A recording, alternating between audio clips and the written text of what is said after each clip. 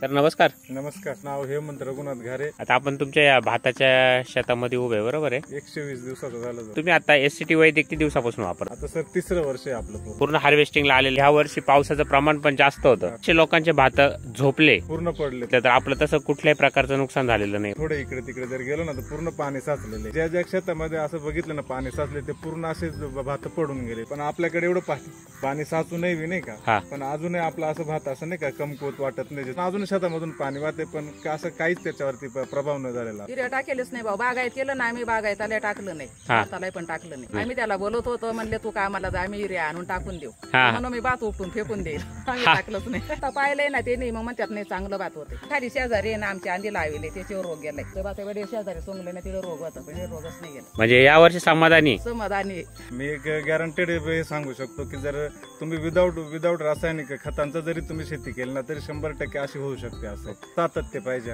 तर खर्च सेमच लागतो. आता ते जरी आपण घेतलं ते युरिया दाणेदार वगैरे म्हटलं तर तो आणि हा खर्च आज सेमच येतो. उत्पन्न म्हणतोय ना, उत्पन्नाच्या वेळेत आपण त्यांच्यापेक्षा पुढे असतो. बरोबर आहे. तुम्ही म्हणताय खर्चाच्या मानाने सेम आहे, परंतु मी असं म्हणाल का खर्च त्यांचा आणि तुमचा जरी सारखा असला परंतु तुमच्या जमिनीची सुपीकता ही वाढत चालणार आहे. म्हणजे तो तुमचा खूप मोठा प्रॉफिट आहे. सगळ्या शेतकऱ्यांना मी सांगू शकतो की माझा स्वतःचा अनुभव आहे.